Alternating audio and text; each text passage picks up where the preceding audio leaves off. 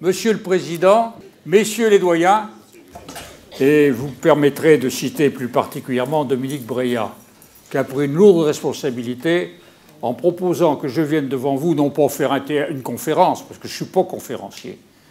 J'ai un casier judiciaire très lourd, j'ai été avocat un certain nombre d'années, j'ai été président du Conseil général, parlementaire, membre de la Commission des lois pendant 14 ans, et j'ai même été conseiller d'État, alors que je n'ai pas étudié le droit public sérieusement avant d'être nommé, ce qui m'a fait qu'à 52 ans, j'ai dû reprendre mes études et plonger dans le contentieux dedans et du regretté professeur Chaput.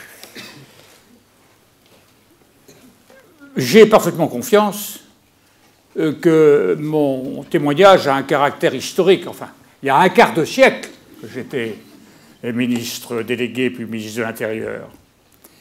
Mais ça a un avantage, c'est que ça va me permettre de me débarrasser très facilement du devoir de réserve, car la plupart de ceux dont je vais parler sont malheureusement morts, et parce que je n'ai jamais voulu écrire quoi que ce soit sur la vie interne du ministère. J'écrirai peut-être un jour, mais je sais à peu près parler, mais je ne sais pas du tout écrire. Alors, que dire ? C'est que je suis un maillon d'une chaîne de 301 ministres depuis la disparition, enfin, sous certaines réserves, car elle existe toujours au ministère de l'Intérieur sous certains aspects, de la Maison du Roi. 301e depuis 1790, la monarchie constitutionnelle. 12e de la Ve République, suivi de 19 autres, car j'ai déjà 19 successeurs. Pourquoi ? Ah ben c'est simple, parce que c'est une fonction qui fatigue beaucoup celui qui la remplit, et que la moyenne d'âge, mathématiquement, est de 2 ans. Je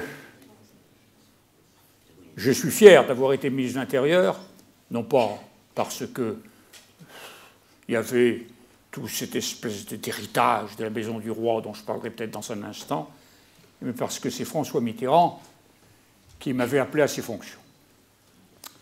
J'étais un type un peu curieux parce que dès 1981, je le dis maintenant, il m'avait demandé d'être secrétaire d'État.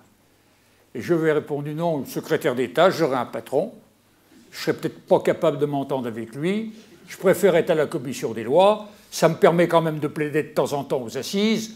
Et il m'avait répondu, mais cher ami, j'étais secrétaire d'État de Cueil.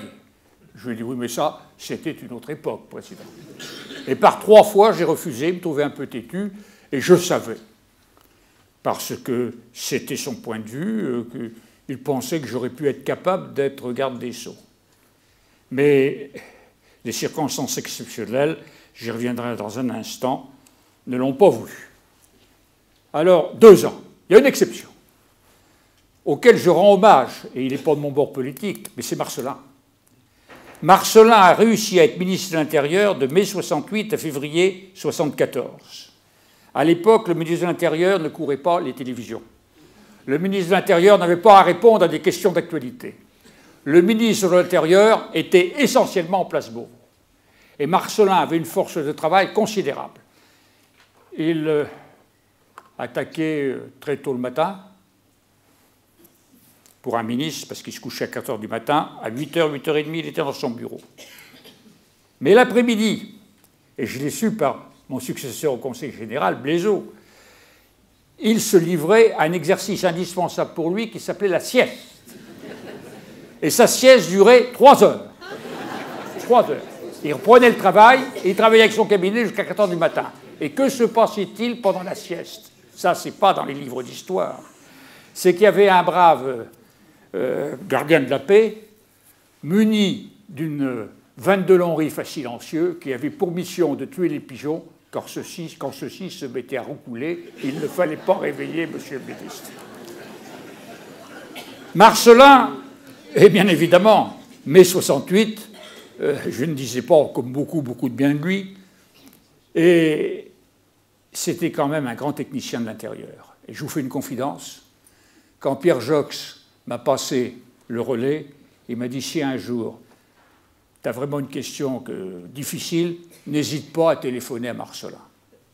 Car il y a évidemment, entre les anciens ministres de l'Intérieur, disons, espèce de complicité, on a connu les mêmes difficultés. Deuxième confidence, alors que le ministère de l'Intérieur n'était pour rien, il y a une affaire qu'on appelait l'affaire Abache, le type qui était venu se faire soigner à Paris, là, bon. Eh bien, j'ai reçu un mot de Charles Pasqua qui vous surprendra peut-être. Je ne dirai rien, je sais trop ce que c'est, signé Charles Pasqua. Parce que l'affaire du faux passeport, et je ne veux pas prendre la défense de Charles Pasqua dans tous les modèles, pour de nombreuses raisons, mais l'affaire du faux passeport, par exemple, c'est un truc qui a été monté par la police pour essayer de faire sauter le ministre, car des faux passeports, je peux vous dire qu'ils ne s'en fabriquaient pas tous les jours, mais au moins un par semaine dans une préfecture de France. Je pense là-dessus. Chirac l'a été 3 mois, Pierre Joxe et Pasqua 2 fois 2 ans, mais ils sont posés entre les deux périodes, et le record de la rapidité, c'est Maurice Faure, 4 jours. Soufflez-moi. Et j'étais très ami avec Maurice Faure, c'est un personnage extrêmement intéressant. Et un jour, je lui dis, mais Maurice, qu'est-ce que tu as fait 4 jours, ministre de l'Intérieur? Il dit, j'ai quand même eu un petit bout de rocade pour Cahors. Alors, avant d'entrer dans le vif du sujet, je voudrais faire du chauvinisme. Grâce à vous, j'ai recherché les ministres de l'Intérieur de la région Poitou-Charentes et, disons, de l'autre région, la région Aquitaine. J'en ai trouvé 4. 4. Depuis la mort d'Archie de Juillet. Ils sont tous soit nés, soit ils ont exercé leurs activités politiques en Saintonge, en zone délimitée Cognac. Et il n'y en a aucun autre qui est arrivé au ministère de l'Intérieur. Le premier, tout le monde l'a oublié, les gens qui habitent sa rue à Saintes ne savent pas qui c'est Jules Dufort. J'aime bien Jules Dufort, parce qu'il y a quelques points communs, bien plus important que moi, mais quand même, il a été avocat à Saintes. Il était avocat à Saintes, son père était un officier de marine, maire de Crézac, et puis il part de Saintes à Bordeaux. Et là, à Bordeaux, il s'est fait une réputation, car il paraît que c'est le premier avocat de Bordeaux qui a plaidé sans note. Donc, qui a improvisé. Et vous savez, comme disait mon ami Crépeau, l'improvisation, c'est ce qui demande le plus de travail auparavant. Et il est bâtonnier de Bordeaux. Il se lance dans la politique, il va à Paris. On le retrouve ministre de l'Intérieur de 1848 à 1849. C'était un Saintongeais, donc il était modéré, il a terminé modéré, mais bloc des gauches. Comme me disait l'ancien maire de Poitiers, Jacques Basteau, quand j'ai été jeune ministre, il me voit, je fais faire un tour à la salle des pas perdus, et il me dit, ouais, vous savez, Marchand, moi j'ai toujours été de gauche, mais de la gauche démocratique. Eh bien, Dufort, c'était ça. Président du Conseil, conseiller d'État, bâtonnier de Bordeaux, bâtonnier de Paris, académicien. Émile Combes, pour vous en parler, tellement connu. Mais lui, il n'était pas Saintongeais, Émile Combes. Il appartenait à une famille de 10 enfants, son père était tailleur d'habits, comme on disait à l'époque, une enfance pauvre. Il va chez un instituteur, à l'école publique. L'instituteur le trouve vraiment très brillant, très intelligent, donc il lui apprend le latin. Et il faut savoir qu'Émile Combes, pris en charge par un oncle qui était curé ou un cousin, a soutenu d'abord 2 thèses de théologie. La première en français sur saint Thomas d'Aquin et la seconde en latin sur saint Bernard. Il est tonsuré, il porte la soutane, mais ce n'était pas tellement sa vocation. Il décide d'aller faire sa médecine à Paris. Il était médecin. Et il arrive à Pont pour être professeur. Et là, il se marie avec la fille d'un riche commerçant de Pont et il attaque la grande carrière qu'on lui a connue. Et comme il était prudent, quand il était président du Conseil, il était en même temps ministre de l'Intérieur. Mais on dit toujours, Combes doit dire, en 1905, il a quitté la politique. Mais il a été évidemment celui qui était l'auteur de ces perspectives des lois que certains ont qualifiées évidemment de scélérates. Il y en a un troisième qui est un peu connu, c'est François Mitterrand. Lui, il est né à Jarnac, mais Jarnac, l'ancienne Saintonge, comprenait Jarnac. Et il a été ministre de l'Intérieur, ce n'est pas la partie, il le reconnaissait lui-même, la plus facile de sa vie. Il a été beaucoup critiqué d'ailleurs sur cette période, puisqu'il était ministre de l'Intérieur de juin 1954 à février 1955. Il n'empêche que j'ai eu pour moi la fierté, c'est d'avoir été à ses côtés, pratiquement quotidiennement, quand j'étais ministre de l'Intérieur de janvier 91 à mars 92. Pourquoi quotidiennement? Parce que le ministre de l'Intérieur est toujours quelqu'un qui est proche du président. Il est proche de par ses fonctions. Le président se déplace avec le ministre de l'Intérieur, et même en cohabitation. Alors vous allez me dire, quand il avait Pasqua, ça devait bien. Ben non. Ça aussi, je peux le dire aujourd'hui, ça se savait. C'est que, je l'ai su aussi par Edgar Morin, c'est que François Mitterrand était dans un réseau où était aussi Edgar Morin, à la fin de la guerre, et qu'il y avait un gamin dont le père était résistant, qui servait d'agent de liaison et qui allait porter les plis sur sa bicyclette, c'était Pasqua qui avait une quinzaine d'années. Et ça explique qu'après avoir refusé, ça c'est le canard enchaîné à l'époque, mais c'est vrai, après avoir refusé Léotard, parce qu'il dit, lui, si on le met à la défense, vous voulez le mettre, non pas à l'intérieur, mais à la défense, si on le met à la défense, on va avoir une guerre. Et la guerre, on l'a quand même eue. On a eu la guerre du Golfe, ce qui faisait que tous les soirs, y compris le dimanche, il y avait le Conseil de défense, présidé par le président de la République, en face de lui, le Premier ministre, et je le dis tout bas, c'était pas toujours facile pour eux, Michel Rocard, et les grands chefs d'état-major, le ministre des Affaires étrangères et le ministre de l'Intérieur. C'était pas facile parce que moi, je n'ai eu qu'à me louer de Michel Rocard. Il savait que j'étais proche du président et il savait que prétendait qu'on pouvait me faire confiance. Il ne m'avait pas demandé grand-chose, Michel Rocard. Je crois qu'il m'a demandé une nomination de préfet, c'est tout. Il a été formidable au niveau de l'achat des Canadair, par exemple, quand je n'avais que la sécurité civile. Il n'y avait qu'une mission, je le dis maintenant, parce qu'il a toujours été sportif, Michel Rocard. Son seul mot d'ordre, ne me dérange jamais le samedi matin, car je fais du planeur. Alors je dis, avec le président au golf et le Premier ministre au planeur, qu'est-ce que je vais devenir s'il y a un gros pépin? Enfin, il y a des moyens quand même de les joindre. Et me voilà donc dans cette guerre du Golfe, avec bien sûr des difficultés familiales, parce que ma femme était opposée à cette opération. Quand j'étais ministre de l'Intérieur, elle était au Chili, dans l'altiplano, là-bas, avec les populations d'altitude, là. Et elle n'était pas très satisfaite, finalement, s'y est fait, que j'ai fait ce choix. Eh bien, quand j'étais là, nous avions une vie très intéressante sur le plan de la connaissance du président de la République, car Mitterrand détestait coucher à l'Élysée. Dormir à l'Élysée, pour lui, ce n'était pas intéressant. Bon, et là, il était obligé d'y être. Et alors, on terminait vers 8h, 8h15, chacun repartait dans son ministère et à ses occupations. Et puis, le président appelait Dumas, il m'appelait, parfois il en appelait un autre, et disait, j'ai reçu une bouteille de Pinot. J'aimerais quand même avoir votre avis, mais il ne me paraît pas mauvais. Et on montait prendre le Pinot avec le président. Et là, vous ne le répéterez pas, ce que je vais vous dire. Mais le Premier ministre partait. Et un jour, je vous dis, quand même, je crois que le Premier ministre aimerait prendre un verre avec nous. Ça montre... Il ne se comprenait pas. Il n'avait pas la même culture. Et il m'est arrivé de remplir des missions un peu particulières. Rocard faisait un dégagement. C'était rare, mais en général, c'était très intéressant. Mitterrand me disait, mais qu'est-ce qu'il dit, là? Vous ne pouvez pas me l'écrire sur un papier. Alors, je prenais vieille habitude d'avocat derrière d'enveloppe ou un bout de papier. Et je oui, voilà. Ça ne veut pas dire grand-chose, je ne comprends pas. Mais il n'empêche que quand Rocard est parti, il était à 50 et quelques pourcents dans les sondages. Et nous avons tous été convoqués.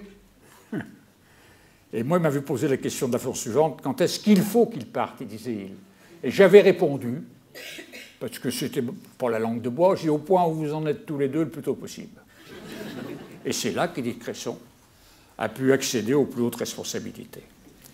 Alors, sur ces précisions, le ministère de l'Intérieur, comment en parler? Oh, ben, je vais employer une grosse ficelle. Hein. Je vais vous la dévoiler, c'est que je vais répondre aux questions que vous auriez peut-être envie de me poser. Puis après, vous compléterez s'il y en a d'autres. Avant, il faut que je rappelle quelques chiffres. C'est un peu rébarbatif, mais c'est comme ça.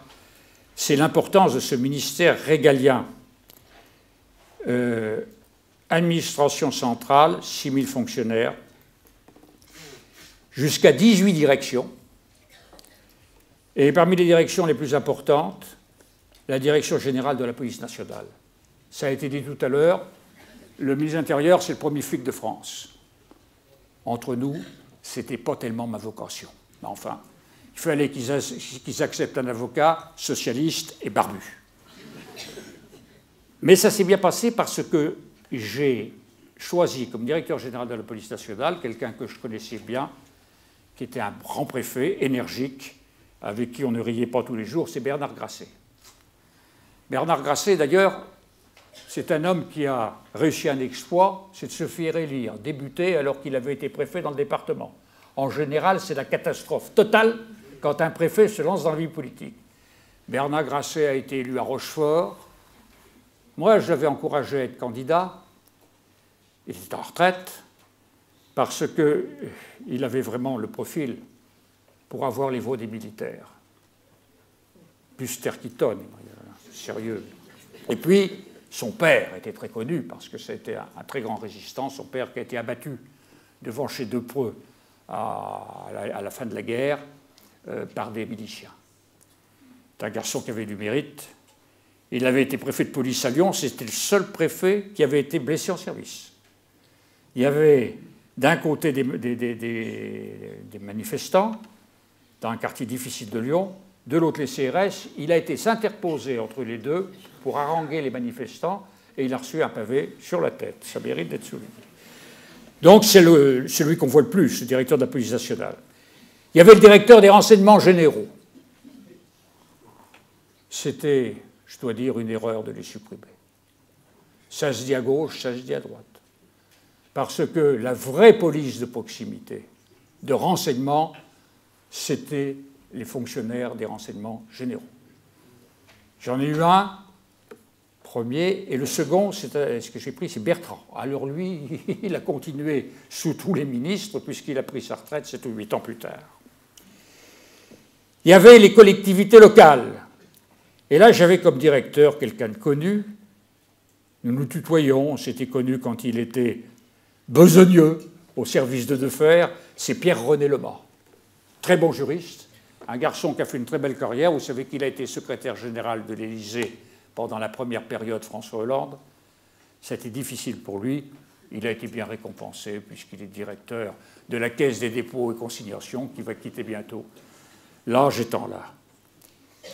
Et j'avais un directeur que je consultais beaucoup parce que c'est un directeur qui est un contre-pouvoir au ministère de l'Intérieur. C'est le directeur des libertés publiques et des affaires juridiques, Jean-Marc Sauvé, bien connu de nos services, vice-président du Conseil d'État. Ah, c'était pas toujours facile, j'y reviendrai tout à l'heure, parce qu'un ministre de l'Intérieur, il fait de la politique, il fait peu de droit en général.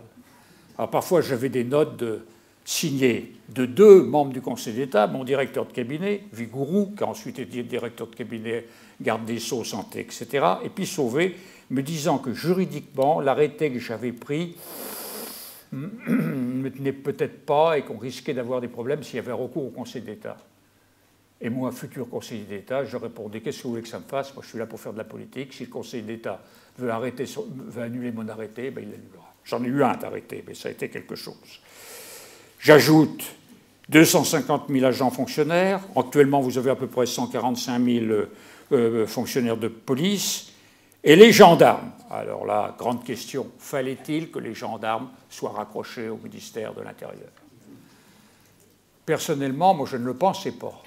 Pour avoir été élu de terrain, j'avais toujours constaté la différence de culture entre les gendarmes militaires chargés des zones rurales et les policiers, fonctionnaires, droit de manifestation, prenant le droit de manifestation parfois, qui avaient une culture plus urbaine.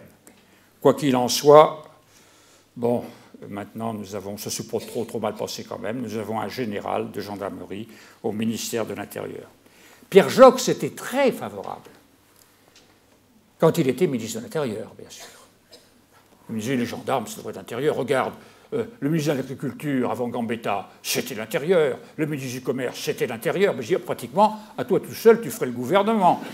Et bon, je note, je deviens ministre de l'Intérieur. Il devient ministre de la Défense. Qu'est-ce que je fais?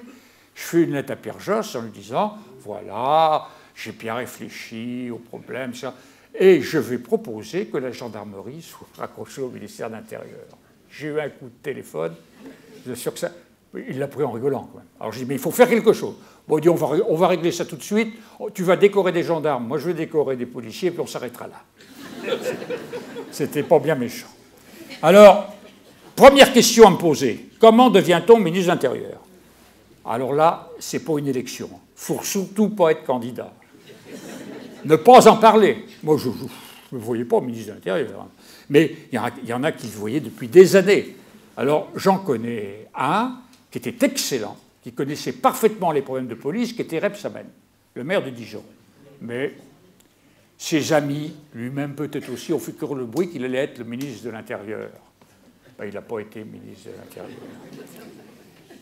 3 conditions sont nécessaires pour être ministre de l'Intérieur, y compris depuis En Marche.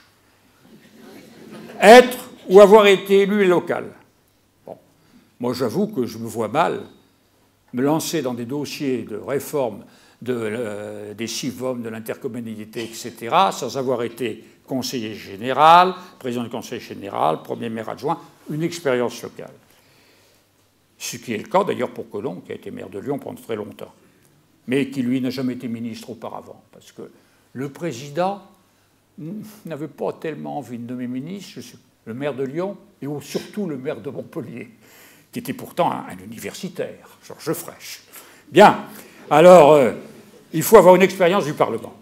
Ça, c'est indispensable, je pense. Et à l'heure actuelle, on le voit bien, quand on n'a pas l'expérience du Parlement et qu'on est directement nommé ministre, on risque d'avoir quelques moments difficiles. En effet, il faut connaître les parlementaires. Pour moi, aller aux questions d'actualité, c'était une véritable distraction, un plaisir. Je les connaissais tous, il y avait 15 ans que je les côtoyais, ceux de gauche comme de droite, puisqu'il y avait les commissions, etc. Par contre, quand j'ai vu arriver Pierre Arpaillange, il en était physiquement malade. Et ça, je crois qu'il faut donc avoir été parlementaire. Et puis, il faut connaître un peu, même beaucoup, s'il le faut, les problèmes de police. Il se trouve que j'étais chargé du budget de l'Intérieur quand j'étais député, et je connaissais les syndicats. Ça s'est pas mal passé avec la police, je n'ai pas eu de mouvement, mais enfin, j'étais parfois sur mes gardes, je le dis franchement. Certains directeurs de la police ont des idées un peu tordues. Et en particulier, il y en a toujours un dont il faut faire attention, c'est le directeur de la sûreté du territoire. Un jour, le directeur de la sûreté du territoire, par charité je ne le nommerai pas, arrive à 8 h du matin dans mon bureau avec un bout de ferraille. Pose la ferraille sur le bureau. Il avait demandé un rendez-vous d'urgence. Je dis, qu'est-ce que vous voulez que je foute de ça? Mais monsieur le ministre, vous n'y pensez pas. C'est un morceau de l'avion qui a été abattu par Kadhafi. Ah, ben, je dis, qu'est-ce que vous voulez que ça me fasse? Je raconte ça ce soir à un homme qui me conseillait beaucoup, disons-le, bon, jusqu'à 6 h de l'après-midi, le préfet de police vers Bruges. Et je lui dis, mais vous avez vu ce qu'il m'a dit l'autre semaine? Oh, me dit monsieur le ministre, vous ne le saviez pas, tous les DST deviennent fous, sauf ceux qui le sont avant d'être nommés. C'est vrai que le renseignement, c'est un domaine très particulier et où l'on sent vraiment le pouvoir. Alors, j'en reviens à le DST, ça c'est important, le contre-pouvoir sur les libertés, et je passe maintenant à à quelque chose qui me paraît important, c'est le passage du ministère des délégués au ministre de l'Intérieur. Ça, avant, il faut, avant d'être ce ministre de l'urgence, ministre 24 heures sur 24, il faut que je vous dise que je ne pensais pas du tout être nommé ministre de l'Intérieur. On ne pense jamais être nommé ministre. Ministre délégué, encore moins. Je savais que je serais au gouvernement. Mitterrand m'a dit « Vous serez au gouvernement le moment venu ». Ça veut dire qu'en Crépeau ne le sera plus, parce qu'on ne pouvait pas être deux crocodiles dans le même département. Et alors, c'est le mois de juillet, il fait beau, j'arrive de tirer de ma permanence à Cozes, je rentre dans mon bureau à ma permanence de Saintes, alors que j'étais débuté de Royan-Jonzac. J'avais ma permanence toujours à Saintes. J'étais débuté de Royan-Jonzac. Pourquoi? Parce que le président de la République avait dit il y aura trop de socialistes. Il y aura trop de socialistes. Je lui ai fait une lettre en disant je ne suis pas d'accord avec vous, j'ai peur qu'il n'y en ait pas assez. L'histoire, malheureusement, m'a donné raison, puisque j'ai vu au moment de la loi TR, j'en reparlerai tout à l'heure, que nous n'étions pas majoritaires. Et je lui dis voilà, je me présente à Royan. Royan. Crépeau, je parle de lui parce que je veux souvent me dit bah, dis donc, tu te présentes à Royan, mais avec la casaque que tu portes, dans la situation du gars qui va vendre de l'eau de Lourdes à la foire de Munich. Eh oui, parce qu'à Royan, c'est un peu prétentieux ce que je dis, mais Mitterrand faisait 25-26%, et j'ai quand même réussi à décrocher 48%. Il est vrai que c'était Bussereau qui était candidat contre moi, mais que Delipovski avait quelques tendances quand même à me soutenir. Comme en 1978, il a eu quelques tendances à faire voter le RPR pour moi pour éviter un giscardien. Bon, c'est du billard à 4 bandes, ça n'a aucun intérêt, mais je le raconte quand même. Donc, à Royan, je vous parlais de Royan, et je dis à Mitterrand, oui, je suis dans le... Il faut que je vous voie, cher ami le président, oui, mais vous ne pouvez pas venir demain? Ah, c'est samedi, mais je passe le week-end avec ma famille dans l'île de Léron. Mardi, ce sera trop tard. Ah non, c'est bien, venez mardi à midi et quart. Ah, je lui dis, midi et quart, je vois, vous voulez m'inviter à déjeuner, mais nous sommes en plein été, c'est peut-être pas très facile, on arrivera à se nourrir quand même. Bon.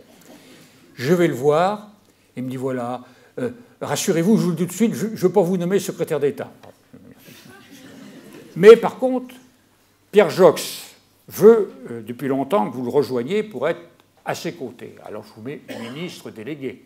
Vous serez donc au Conseil des ministres. Ah oui. Puis il dit, vous serez bien, j'ai vu ça, vous serez à côté d'Alain Decaux, alors ça c'est parfait. Ouais. Bon, alors vous acceptez. Ah, Monsieur le Président, bien sûr. Mais Constitution, tout le monde la connaît ici. Le Premier ministre présente au Président de la République les candidatures des ministres. Je lui dis, mais le Premier ministre est au courant? Non. Il faut peut-être mieux quand même que j'aille voir le Premier ministre. Oui, allez-y, mais rapidement, on ne va pas se mettre à table à 1h30. Hein. Bon. Alors j'arrive à Métignon, j'étais très bien sur le plan personnel avec Rocard, il me dit, mais tu ne vas pas accepter ça. Il faut que tu sois président de groupe à la rentrée. Alors, je dis non. Président de groupe, c'est le dernier des métiers. Là, j'accepte, puis je suis dans la maison, puis après, il y aura peut-être autre chose. Bon, et ben voilà, je rentre, et je me retrouve donc là, ministre délégué. Je rejoins ce ministère, rue des Saussés. C'est pas gai, hein. Parce que je ne sais pas comment vous faites, mais le soir, moi, je lis. Dans mon lit, comme tout le monde, et je pose le livre par terre, avec mes lunettes. Je me réveille le matin, qu'est-ce que je vois? Une croix gammée sous la table de nuit. La table de nuit était marquée d'une croix gammée. Je dis, qu'est-ce que c'est que cette histoire? Alors, je me renseigne auprès des anciens et du ministère de l'Intérieur, et ils me disent, oui, c'est que les Allemands avaient marqué les meubles, mais ils n'ont pas eu le temps d'en finir. Et là, j'ai découvert une chose, quand même. Au ministère de l'Intérieur, c'est du témoignage, hein. Pardonnez-moi, c'est un peu du café-théâtre, mais enfin, j'entendais la nuit un bruit, comme une cuillère qui tapait sur une assiette. Toc, toc, toc. Je me lève, et qu'est-ce que je vois passer? Le directeur général de l'administration, le préfet Carrère, en pyjama, avec une cuillère et une assiette au bout. Le lendemain matin, à mon cabinet, je dis, je crois que Carrère a des problèmes. Alors, il faut lui en parler. Je dis, monsieur le préfet, j'entends des bruits la nuit. Il dit, c'est moi. Mais pourquoi, monsieur le préfet, la nuit? Parce que j'appelle mon chat. Ah bon? Mais c'est mon chat privé. ce n'est pas un chat fonctionnaire. Je dis non. Il est encore plus tapé que je le pensais. Pas du tout. Je fais faire une recherche et on me sort un cahier des chats fonctionnaires du ministère de l'Intérieur qui était chargé, parce qu'il y a des caves partout, de s'attaquer aux rats et aux souris. Et il y avait une petite ligne budgétaire prévoyant l'achat des croquettes le moment venu. Bon, alors je suis donc là. Et alors la deuxième nomination, alors là c'est autre chose. Là c'est sérieux. Il est 8 h du matin, j'écoute la musique, je prends pour les informations aux collectivités locales, on n'est pas à 1 heure près pour prendre des informations. Et Ménage, le directeur de cabinet, me dit « Le président veut vous voir à 10h moins le quart. Mais je vais vous passer. » Alors il me prend et dit « Ah, cher ami, vous êtes où ?»« Dans mon ministère, monsieur le président. »« Ah, ça c'est bien. Bon, ben, il veut venir me voir, effectivement, à 10h moins le quart. Mais je suis libre toute la semaine, monsieur le président. »« Ah non, non, non, à 10h moins le quart, vous serez là. » J'arrive. Alors toujours, quand on est ministre, vieille habitude que j'avais appris au service militaire, connaître le personnel. Et il y avait un huissier qui avait été nommé par un questeur qui était de Rochefort, un vieux radical. Et cet huissier, je lui dis alors, qui est dans le bureau? À chaque fois, je dis. Et bien il est dans le bureau, il dit, il y a M. Jox et le président. Je dis, il n'y a personne d'autre? Non, non. Alors je cherche dans ma tête, si Jox est là, j'ai dû faire une ânerie, il se passe quelque chose. Je rentre, je vois le président qui me dit, vous voyez, Pierre Jox, ministre de la Défense. Ah oui, oui, oui, ben c'est bien Pierre, je sais que tu avais envie de partir, il voulait aller au Quai d'Orsay, mais ça me dérange, vous voulez pas le mettre au Quai d'Orsay, j'ai jamais su pourquoi. Par contre, à la Défense, ça va. Il dit alors, voilà, on a réfléchi avec Pierre Jox, il vous associe beaucoup à son travail, Vigipirate est parti, là il va y avoir des attentats, vous êtes un gars solide, vous supportez la vue du sang. Oh, pas du tout. S'il le faut. Bon, eh bien, je vous propose d'être ministre de l'Intérieur, mais vous me donnez combien de temps pour réfléchir? Ah ben maintenant. Et c'est comme ça que j'ai traversé la cour et que je suis devenu ministre de l'Intérieur. Alors là, ça changeait, je changeais de braquet, parce que je retrouvais toutes les directions dont je voulais parler tout à l'heure, et je trouvais le pouvoir. Je ne sais pas si vous avez vu hier soir à la télévision un film remarquable, Le Souper, avec Brasseur et Claude Rich. Et alors, je suis en train de lire, je l'ai presque terminé, une superbe biographie de Fouché par Emmanuel de Varesquier. Fouché, Le silence de la pieuvre, chez Talandier. Si vous ne l'avez pas lu, je me permets comme de le recommander, c'est 700 pages, mais c'est un travail remarquable. Et Fouché, contrairement à ce qu'on croit, était très peu ministre de l'Intérieur. Il était ministre de la police, mais la police était plus important à l'époque que l'Intérieur. Cela dit, il avait un prédécesseur, à l'Intérieur, son prédécesseur s'appelait Emmanuel Crété. Personne ne le connaît d'ailleurs, il était atteint de la goutte. Il ne travaillait plus, alors Napoléon a dit qu'il faut faire quelque chose. Et il s'est retrouvé resté ministre de la police, chargé d'intérieur. Donc l'intérieur, c'était un peu subalterne. Et voilà ce qu'a écrit Fouché dans ses mémoires. « Jamais je n'avais accumulé sur ma tête tant de pouvoir et autant de responsabilités. Je touchais à l'apogée du pouvoir ministériel. » Et là, Fouché, qui était un pervers, qui était une crapule, mais qui avait du génie dans la tactique politique, disait juste, il avait le pouvoir, il a su s'en servir. Alors le pouvoir du ministre de l'Intérieur, comment en parler? D'abord, je crois que le premier pouvoir, c'est un pouvoir de nomination. C'est considérable. Le pouvoir de nommer les préfets. Car l'avantage du ministre de l'Intérieur, c'est bien connu, c'est qu'il a des préfets.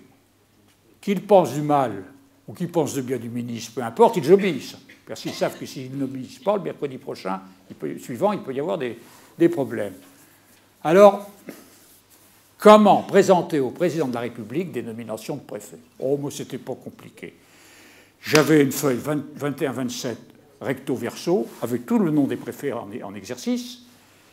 Je réunissais, je faisais une réunion relativement formelle avec le représentant, le préfet de Matignon, le directeur de cabinet de l'Élysée et mon directeur de cabinet. Et j'ai toujours proposé... Ah ben c'est bien, c'est parfait ça. J'ai toujours proposé au président 2 noms. Toujours. En général, à un qui était censé plutôt avoir le cœur à gauche, à un autre qui était censé avoir le cœur à droite, puis il y en a qui sont variables. Et alors, ça se passait bien, il m'en a refusé. Un seul. J'en ai présenté des préfets. Et un de mes grands exploits est le suivant, c'est que je voyageais souvent, je me déplaçais dans la région parisienne, je voyais jamais le même préfet, mais toujours le même secrétaire général. Toujours. Alors je dis à mon directeur adjoint de cabinet, Cadou, qui a été préfet, que j'ai fait nommer Angoulême, lui, il me faut la liste de ces secrétaires généraux des départements de la région parisienne et leur ancienneté. Il me passe la liste. Guéant, je ne connais pas, mais il ne vaut rien ce type-là, ça fait 7 ans qu'il est en place. Il me répond, c'est le meilleur. Il est loyal, il connaît parfaitement son métier. Bon. Alors je dis, ben, je vais le recevoir. Ah, vous ne pouvez pas, monsieur le ministre. Vous ne pouvez pas le recevoir. Le ministre ne reçoit que les préfets. Il ne reçoit pas les sous-préfets. Je dis, écoutez, moi, vos formalités là, de mondanité, ça ne m'intéresse pas. Il faut qu'il soit le matin à 8h15 dans mon bureau. Mettez-vous à la place de Guéant. Ancien membre du cabinet de Christian Bonnet, convoqué par le barbu à 8h15 le matin. Il est rentré, il était un peu pâle. J'ai été nul, là, parce que j'aurais pu directement aller lui dire ce que je voulais. J'ai dit, monsieur Guéant, j'ai votre dossier, vous n'êtes pas à votre place. J'ai dit, ça y est, c'est parti, c'est clair. J'ai votre place, c'est d'être préfet, c'est d'avoir un département. Et j'entends présenter votre candidature au président de la République. Là, il est devenu rouge. Et ce que je fais, bon, ben, j'ai écouté, il y a un type qui... Parce que Mitterrand aimait bien que ce soit équilibré. Mais je ne connais pas. Ah, c'est très bien. Et puis à la fin, parce qu'il fallait que je sois parfaitement honnête avec le président, je tiens à vous dire une chose. Il était au cabinet de Christian Bonnet. Il n'a pas été nommé par Pasqua préfet, parce que Pasqua n'aimait pas beaucoup les démos-chrétiens, tout ça était compliqué. Mais c'est un homme loyal, d'après les renseignements que j'ai. Mais mon cher ami, mais je dis, il est complètement à droite. Il en faut. Réponse du président. Eh bien, allons-y, il en faut. Et c'est comme ça que Guéant est devenu préfet. Malheureusement, la suite, je n'en parlerai pas, car à mon avis, elle est moins glorieuse. Et puis, il fallait que je sois un peu révolutionnaire, quand même. Alors, à l'époque, il y avait une femme préfet en France. Il n'y en a pas deux, il y en avait une, Madame Blanc, qui était préfet de la Sarthe. Et je dis au président, ça m'étonne qu'un féministe comme vous n'ait pas nommé des femmes préfets, quand même. Autorisez-moi à augmenter de 300% le nombre de femmes préfets. En partant d'un, je ne risquais pas grand-chose. Et là encore, j'équilibre. Une jeune femme qui était sous-préfet à la présidence de la République, Aurel, qui a été notre préfet, et j'avais de très bons échos sur Madame Malgorn, Elisabeth Malgorn, qui a été effectivement après un grand préfet, qui, elle, s'est présentée d'ailleurs... Elle a voulu faire de la politique, hein, celle-là. Elle s'est présentée tête de liste de droite au régional contre Le Drian. Je peux vous dire qu'elle n'a pas fait long feu. Mais elle était très bien. J'en parlerai dans un instant. Alors ça, c'est le pouvoir de nomination. Et puis, il y a des difficultés tout de suite avec le pouvoir, c'est le matin. Vous rentrez dans votre bureau, qu'est-ce que vous ouvrez? Le dossier de la nuit. On est curieux. Parfois, il y a des coups de téléphone à donner à certains collègues, quand même, en disant, tiens, j'ai appris que ta femme a fait visiter un château qui est à vendre dans tel département. On va dire qu'elle est agent immobilier alors qu'elle ne l'est pas, tu risques une histoire. Dis à ta femme de ne plus faire visiter ce château. Des choses comme ça. Des choses simples.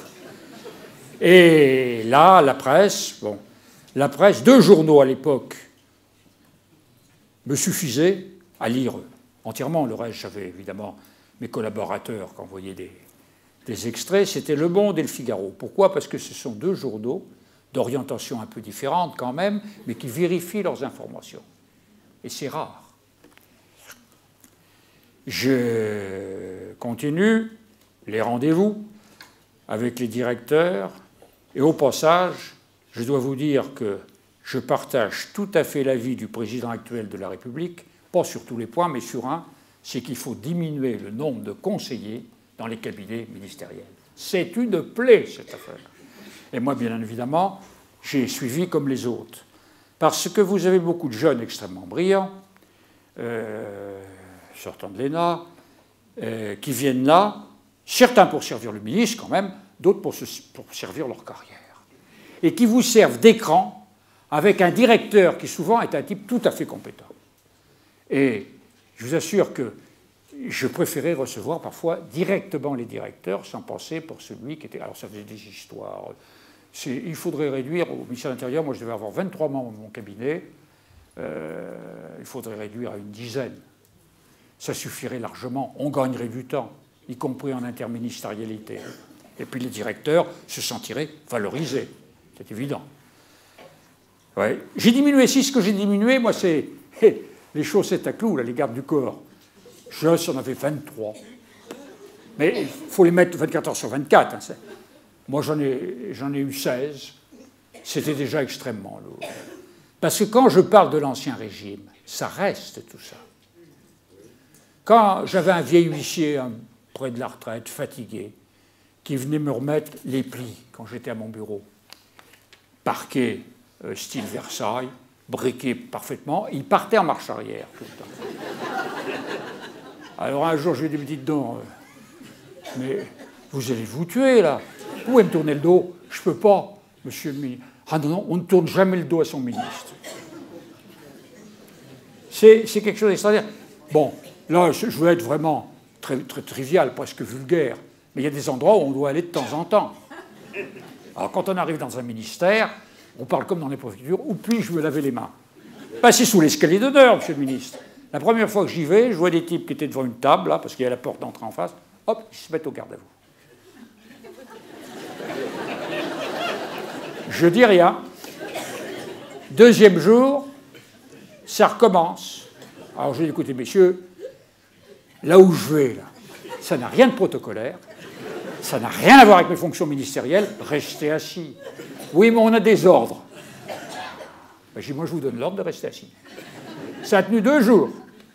Rap, les types sont remis debout. Alors j'ai dit à mon chef de cabinet, trouvez-moi un endroit, où est-ce que vous allez? Voilà, bah, on va au fond du couloir. Et j'ai lâché.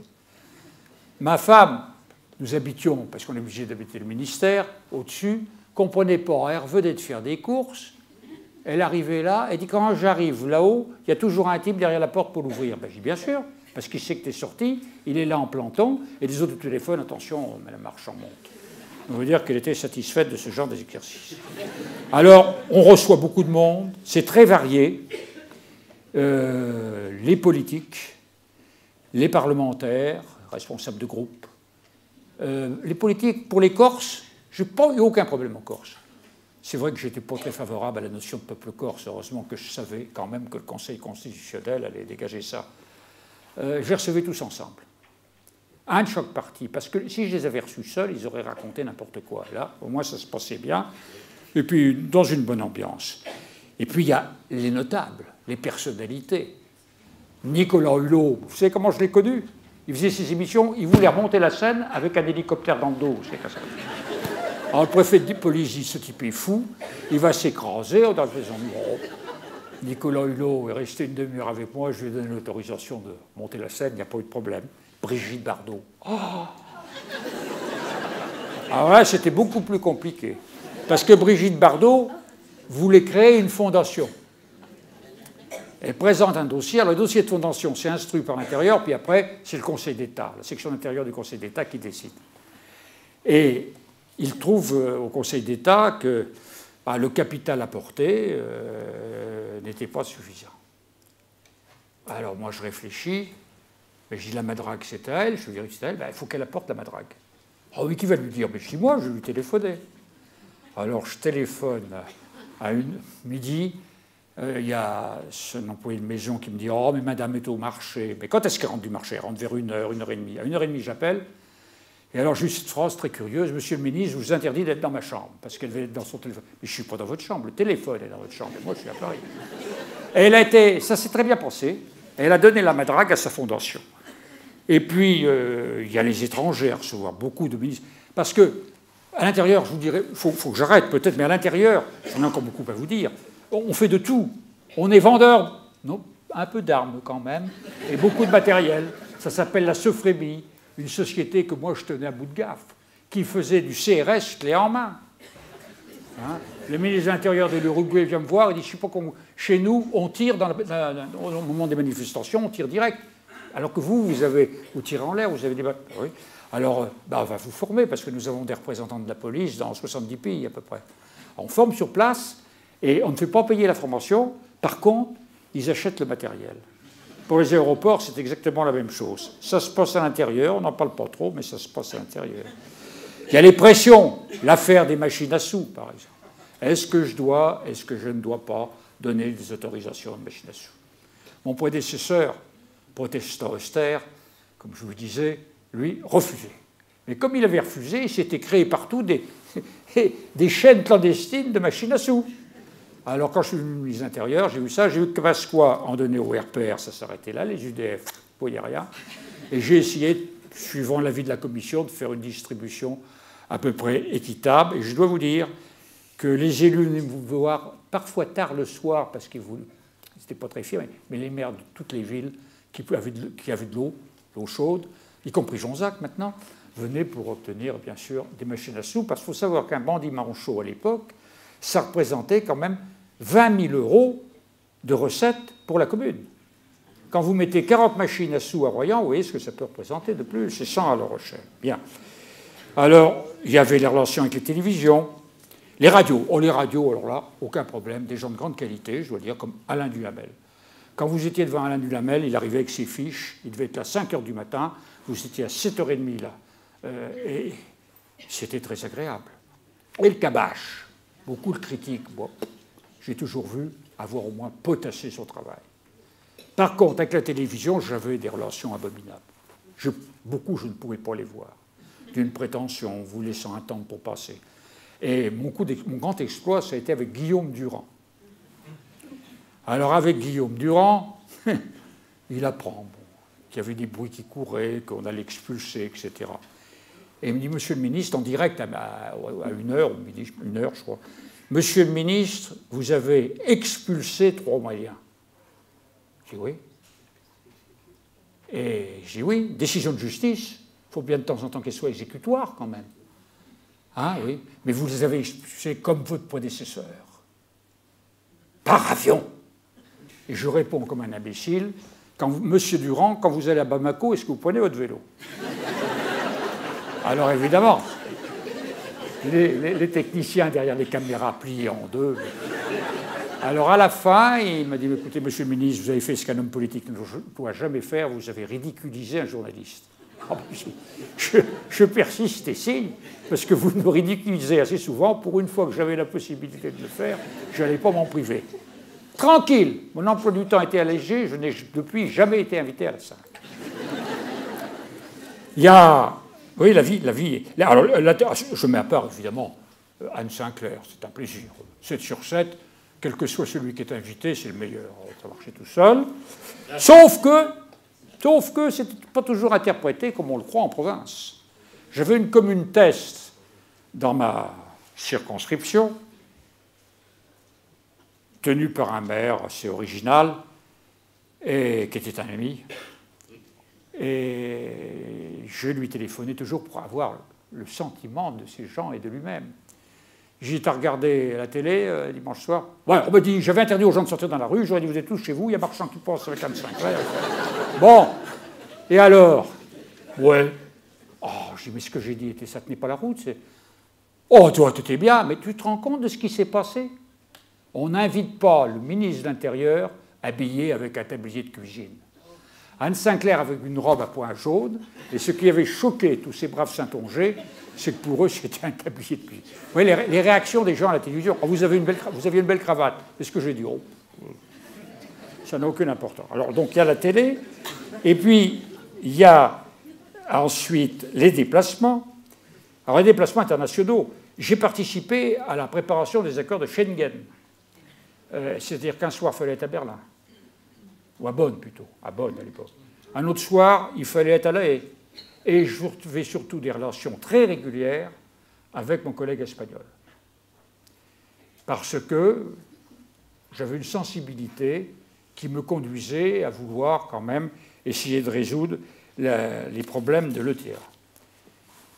C'était des fois difficile. Un jour, j'arrive à Madrid. Ils n'annonçaient jamais ma venue. Ils ont annoncé ma venue à la radio, à midi.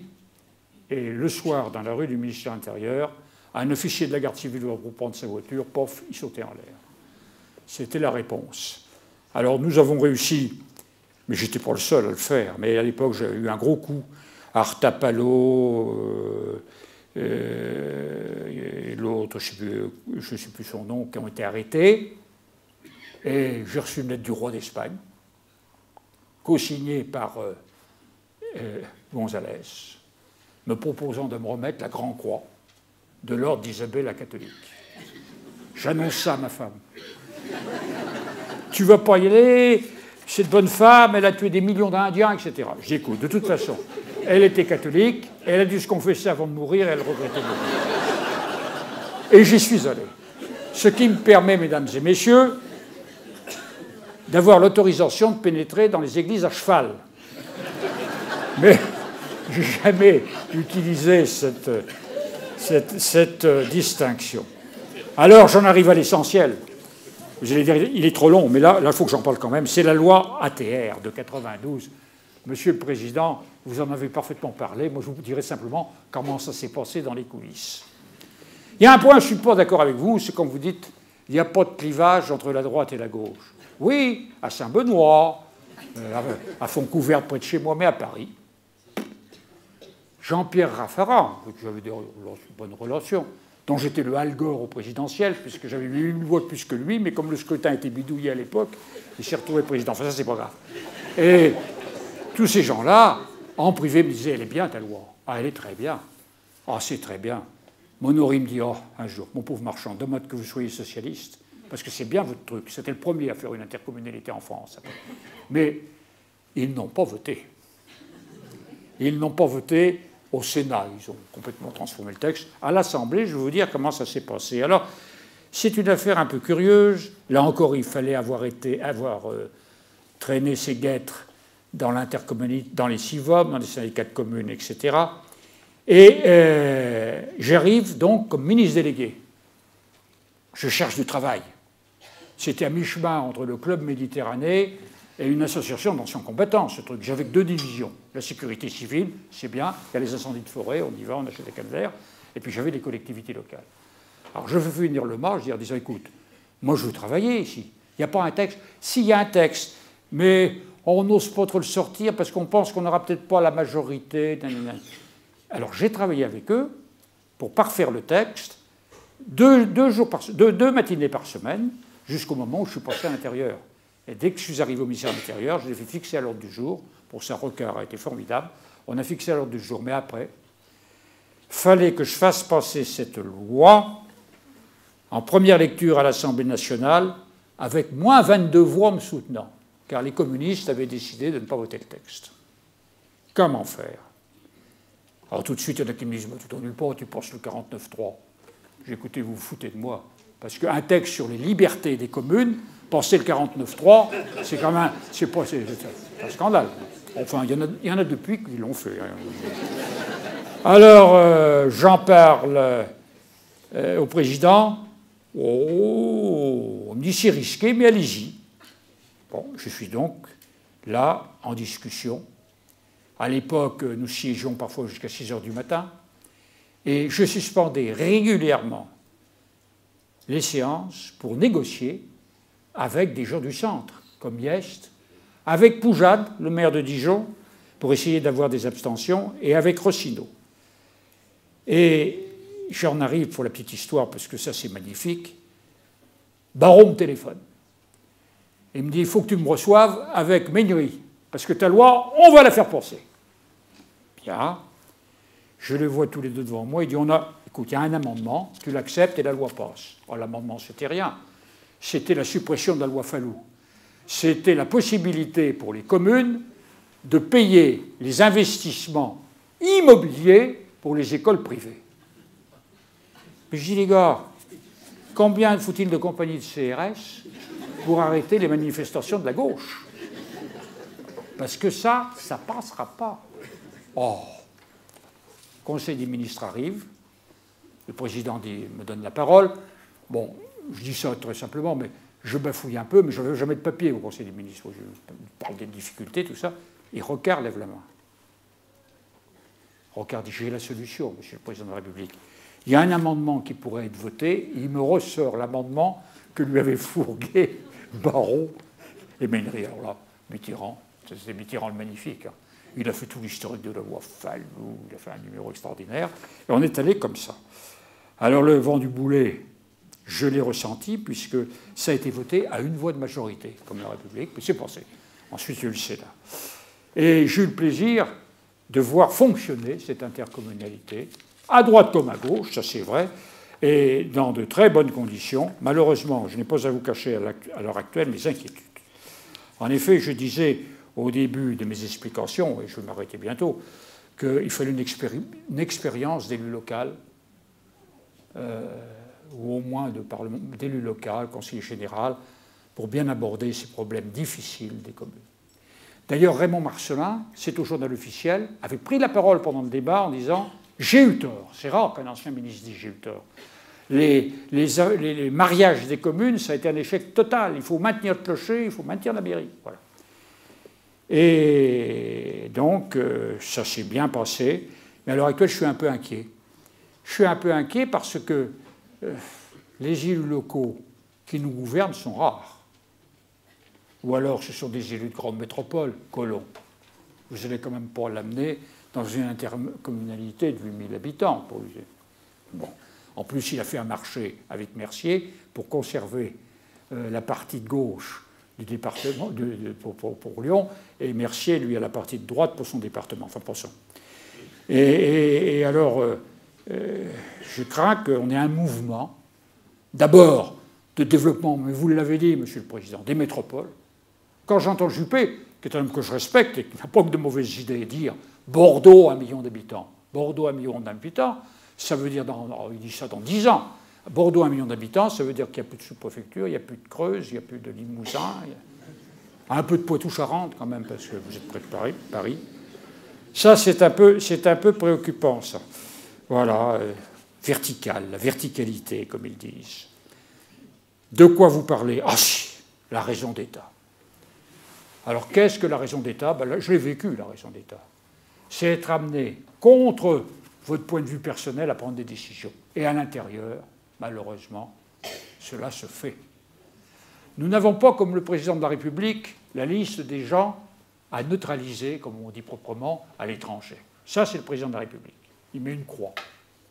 Il n'y en a pas beaucoup, mais il y en a quand même. Mais nous avons la possibilité d'expulser.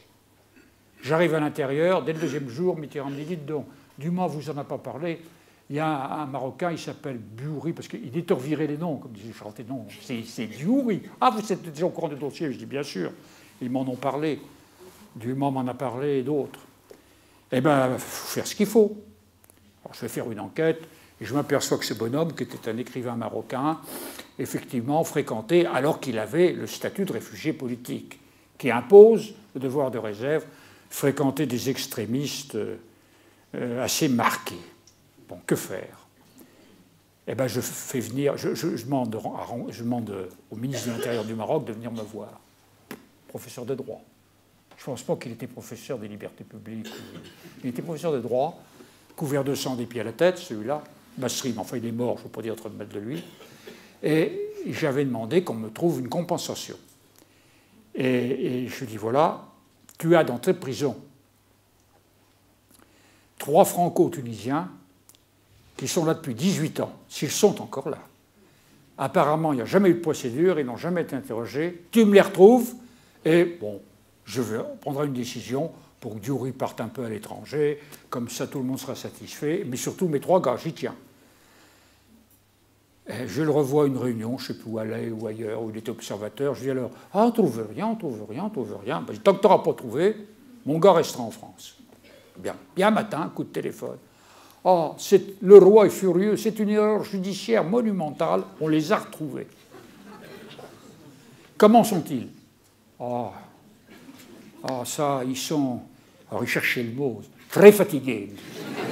Les pauvres gars avaient perdu tous au moins 15 cm, Et après, il a fallu, par l'intermédiaire d'un ancien garde du corps du général de Gaulle qui golfait régulièrement avec le roi du Maroc, obtenir du roi des compensations, mais pas au niveau de la Cour de cassation. Les 3 frères ont touché chacun à peu près, je parlais, ça fait 1,5 million d'euros, quelque chose comme ça. Ils sont revenus, Et donc, après avoir regardé la note faite par Sauvé, j'ai expulsé ce bonhomme. Et un jour, Sauvé rentre dans mon bureau, flanqué de Vigouroux, pâle. Je dis, qu'est-ce qui se passe? Ah, monsieur le ministre, c'est affreux. Votre arrêté, eh bien, ça y est, il y a une requête au Conseil d'État. Le Conseil d'État jugera ce qu'il jugera. Et en attendant, il ne faut pas que le gars ait d'ennui. Alors, Dumas était intervenu auprès de son ami Bongo. On a trouvé un bel hôtel au Gabon pour mettre le type en attendant. Et puis le Conseil d'État, eh bien, il a annulé l'arrêté du ministre de l'Intérieur. C'est la raison d'État. Mais là-dessous, vous vous rendez compte, les démarches que ça pose. J'avais été au cabinet d'un confrère qui a été aussi au Conseil d'État extraordinaire, Joffat, qui était président de la Ligue des droits de l'homme, dont je faisais partie, en disant, écoute, je ne peux pas dire quelle est la compensation, mais elle est énorme. Alors tu fais pédale douce, faites une protestation écrite. Le lendemain, dans les rues, Daniel Mitterrand en tête avec des pancartes. C'était vraiment très mal parti pour moi. Ma femme ne voulait plus me parler, je n'ai rien pu dire. Daniel Mitterrand me téléphone. Oh, Philippe, c'est affreux, j'ai envie de vomir. Je dis, Daniel, vous êtes souffrant. Non, non, mais j'ai appris ce que vous avez fait. Mais pourquoi n'en avez-vous pas parlé à François? Alors que lui me disait, il faut... Ben, c'est sans doute mon erreur. C'est ça, le ministre de l'Intérieur, c'est infusible. C'est sans doute mon erreur, mais non, j'ai pris ça de moi-même. Bon, alors je prends mon téléphone. Président, vous allez recevoir la visite de quelqu'un qui vous touche de près, mais ça va faire du bruit. Elles n'y comprennent rien. Alors, c'est pour vous montrer la vie, c'est ça, l'intérieur vu de l'intérieur. Elles n'y comprennent rien. Mais j'ai su comment ça s'était passé, parce qu'il y avait un de ses proches qui était dans le bureau, et il est rentré. Ah, ben, il faut voir Marchand. Ah, ben, c'est Marchand qui a pris la décision des présidents. Voilà, c'est ça, la raison d'État. Le type est revenu. Bon, maintenant, il est mort, le pauvre malheureux, d'un cancer au Maroc. Mais enfin, tout ceci, c'est un exemple de... Il y a l'affaire des fonds secrets. Le ministère de l'Intérieur est un ministère où circule énormément de liquide, avec tous les dangers que ça peut représenter. Pourquoi? Parce qu'on n'a jamais payé un indicateur avec un chèque certifié sur la Banque de France. Alors, tous les matins, une retraitée du ministère de l'Intérieur, de mon temps, c'est que j'ai mis la main là, pardon, de mon temps, arrivait avec un cabas, quelques poireaux qui sortaient, et dessous le cabas, il y avait le produit de son passage à la Banque de France. Elle ouvrait son bureau, elle enregistrait tout. Alors il y a un directeur qui vient la voir, des GPN, là on est sur un gros coup là. Oui, alors là c'est cher. Hein. C'est pour pénétrer dans le système informatique en Union soviétique. Ce que je vous dis, c'est pas de l'invention. Hein. Donc de Pau, avec la chute du mur de Berlin, on aurait pu tout avoir gratuitement après. La Stasi, etc. Il y en avait pour une somme considérable. Ça. Alors, il y a cet argent-là, on ne peut rien y faire. Par contre, il y avait les primes de cabinet. Oh, les primes de cabinet. Alors, les primes de cabinet, ça, c'était une enveloppe Kraft que le chef de cabinet allait chercher à Matignon régulièrement tous les mois. C'est bien connu. Alors, moi, j'avais inventé un système que j'ai publié, des femmes de ménage jusqu'au directeur de cabinet et au ministre, les primes. C'était une solution qui n'est pas la meilleure, mais quand même qui permettait aussi d'avoir des conseillers utiles.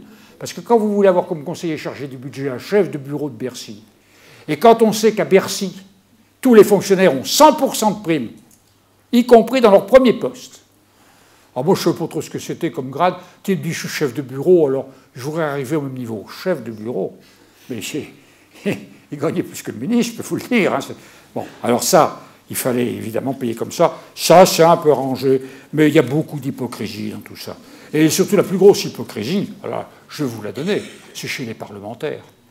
Les députés, quand je suis arrivé, on était imposés sur les 11/20 de son salaire. Ça veut dire que le gars qui n'était que député ne payait rien. Bon. Alors, évidemment, les grands esprits là, se sont exprimés quelques années plus tard en disant « c'est scandaleux, il faut que les parlementaires paient les impôts comme tout le monde ». C'était le centre qui disait ça. Les socialistes se lèvent, ils en mettent 2 couches de plus. Mais les mêmes, donc alignés, sont allés voir Philippe Séguin en disant « dis donc, on ne va pas pouvoir s'en sortir, il faut faire quelque chose ». Et c'est là qu'est né, ça n'a jamais été dit par les journalistes, moi je vous le dis, parce que j'ai assisté à ça, j'étais premier vice-président de l'Assemblée avant. Mais les c'est ce qui explique la situation pour Mme Fillon. C'est là qu'on a créé cette foutue indemnité non imposée de 9 000 € que touchaient les parlementaires jusqu'à maintenant. Je pense que ça va peut-être s'arranger. Et personne ne l'a jamais su. Donc c'est l'hypocrisie totale. Totale. Voilà. Et puis alors là, je pourrais parler de l'action internationale, j'en ai pas parlé. Dès qu'on prend une initiative, elle peut être critiquée. J'ai nommé un magistrat à mon cabinet. Je trouvais utile d'avoir un magistrat, Debac, qui était l'adjoint du juge Michel à Marseille quand celui-ci s'est fait tuer, qu'on avait rapatrié sur Paris parce qu'il était menacé, qui est un excellent, qui a terminé patron du terrorisme, qui maintenant est avocat à la Cour de cassation, bon, avocat général. J'avais pris à prendre un magistrat, oh là là, la tête de Broussard, que je connaissais bien, parce que le commissaire Broussard, comme on dit, était de Saint-Jean-d'Angély. Un magistrat, maintenant, là, dans la maison? Je dis oui. Pour les liaisons avec le garde des Sceaux, c'est quand même important. Et puis pour faire en sorte quand même qu'on arrange un peu les façons de procéder des officiers de police judiciaire. Parce que moi, comme ministre de l'Intérieur, je recevais des procès-verbaux de policiers qui travaillaient sur commission rogatoire donnée par des juges d'instruction et qui envoyaient le PV au cabinet du ministère de l'Intérieur, parce que c'était une affaire sensible, avec un post-it, quand est-ce qu'il faut remettre le dossier au juge. Il faut savoir que ça existait, ça. Je ne sais pas si ça existe encore, mais ça ne m'étonne pas. Alors moi, immédiatement, je prévenais le garde des Sceaux. Bon. Alors, ça, ce sont les mauvaises pratiques. Il y en a eu beaucoup, il y en a peut-être moins maintenant, j'ose l'espérer. Et puis, aussi, les choses difficiles. Alors, je termine par là, parce que c'est pour vous montrer qu'il faut donner dans tous les genres. J'avais un conseiller, mais qui était un ancien parlementaire, qui malheureusement a eu un grand malheur dans sa vie, puisque lui, antinationaliste corse, était le père de Collada. C'est un type qui avait du mérite personnel, parce que lui aussi, avec la casette qu'il portait, se faire élire socialiste à Nice, c'est pas évident, il faut que le type soit vraiment populaire. Il rentre dans mon bureau, il me dit « Je viens de voir Jacques Chaban-Delmas, c'est affreux. La Caisse des dépôts et consignations a coupé le robinet pour Bordeaux. » Je téléphone au directeur de la Caisse des dépôts, en disant, voilà, j'apprends que vous coupez le robinet à Jacques Chaban-Delmas. Ah ben, moi, j'ai ma responsabilité de directeur de la Caisse des dépôts, c'est de vivre dans une situation impossible, et je maintiens ma position. Bon, bah écoutez, je vais réfléchir. J'ai vite réfléchi. Je saute à l'Élysée, je vois le président, le soir, là, il signait son courrier. Et ça, c'est le signe de la 4e République, de l'homme simple. C'est que ces parapheurs, alors n'importe petit secrétaire d'État appuie sur des boutons pour que les gens viennent le chercher, l'huissier, les secrétaires, ces parapheurs, il les emmenait lui-même au secrétariat. En général, au moment des guignols, parce qu'il y avait la grenouille. Oh, il me disait, mais je parle pas comme ça quand même. Un petit peu, monsieur le président. Bon, alors, je vais voir Mitterrand, je dis, vous savez, Jacques Chaban-Delmas est en difficulté. La Caisse des dépôts veut couper le robinet. Faites ce qu'il faut. Faites ce qu'il faut, moi je veux bien, mais est-ce que je peux me recommander de vous? Mais bien sûr. Alors, comment un ministre de l'Intérieur traduit ce style d'entretien? Monsieur le directeur, je viens d'être convoqué par le président de la République sur le dossier Chaban-Delmas, et il nous en tient tous les deux pour responsables. Le lendemain, le robinet était ouvert. Et puisque j'en suis à la vie intérieure du ministre de l'Intérieur, je termine par là. Je suis invité, toujours, j'essayais de les éviter à ces fameux dîners d'État, avec le grain-grain entre les plats et tout ça. Mais c'était le signe important, à Versailles, à Versailles. Ma femme ne venait jamais à ces choses-là, mais là je dis, écoute, c'est un grand truc, c'est le signe, bon, alors on se procure une robe longue, tout ça, et on va là-bas. Et j'étais en train de prendre un pot avec mon roi, Fabius, ma femme était là. Non, Fabius n'était pas là. Mon roi, parce qu'elle ne disait pas de bien de Fabius. Bref, pensons. Et Chaban était assis entre ces deux flics sur un canapé. Chaban me voit, il se fait lever par ces deux gars parce qu'il ne marchait plus. Il vient vers moi, il m'embrasse, mon sauveur, mon sauveur. Ma femme me dit, qu'est-ce qu'il a encore pu faire pour se faire embrasser mon voisin, mon ami. Et c'est vrai que ça lui a permis de terminer à peu près tranquillement son mandat de maire. Un soir, je lui ai quand même dit, on dînait aussi à l'Élysée, il était tout près de moi, je lui ai dit, écoutez, Il y a une motion de censure demain. De Bénouville ne va pas la voter, car de Bénouville, ami de Saint-Paul, de président de la République, ne votait jamais une motion de censure. Merly, maire d'Antibes, ne la votait pas parce que lui, il était UDF, il m'avait dit, là-bas, si je suis socialiste, je ne serai pas élu. Alors je suis bien l'UDF, mais je ne vote pas les motions de censure. Enfin, c'était quand même très serré. Et j'ai un Chabon-Delmas. Bon, vous allez quand même pas voter la motion de censure demain. Oh, mon cher ami, nous n'allons pas ternir nos relations d'amitié par de basses manœuvres politiques. Bon, j'en ai fini, j'étais beaucoup trop long. Merci.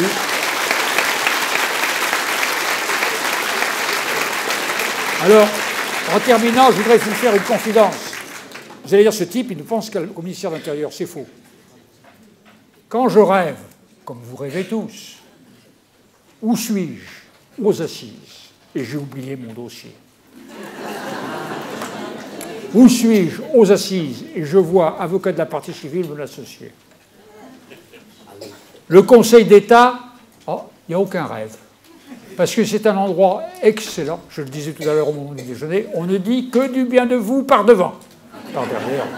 Et puis c'est passionnant. Moi, j'étais... Le contentieux m'intéressait beaucoup, l'administration, etc. Bon. Alors je rêve pas au ministère de l'Intérieur.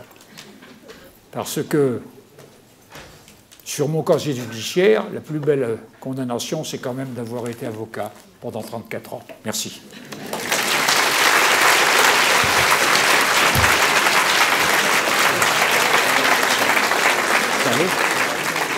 Ah, vous voulez dire quelque chose? Merci, Monsieur le ministre, parce que on reste ministre toute sa vie. Comme les cardinaux. Voilà. Je dirais aussi comme les doyens. Mais surtout, ça a été pour nous véritablement un moment tout à fait exceptionnel pour notre rentrée solennelle, parce que derrière vos propos qui souvent nous donnent l'impression de voir les choses avec un petit peu de légèreté, en réalité, on a beaucoup mieux compris le fonctionnement du ministère de l'Intérieur que si nous avions eu un agrégé de droit public qui vous aurait fait une présentation en 2 parties et 2 sous-parties et qui aurait ennuyé tout le monde sans forcément leur apprendre quelque chose. Ici, nous avons appris énormément et nous l'avons appris dans les conditions les plus agréables qu'il soit. Et pour moi, c'est véritablement un merveilleux signe pour cette nouvelle année de notre université Interage. Merci, Monsieur le ministre. Merci. Mais moi, j'ai qu'un seul regret. J'étais étudiant en droit à Poitiers. Nous étions 150 en première année à l'Amphi, là-bas à Notre-Dame. J'y suis revenu pour leur parler de la Cour nationale de droit d'asile, où j'ai présidé pendant 8 ou 9 ans. Et alors, j'aurais aimé avoir, parce que mon fils m'en parlait, le doyen Breillat comme professeur. Il est doyen, mais il y a une guerre qui nous sépare quand même. Merci. Eh bien, donc, à très bientôt et merci d'être venu.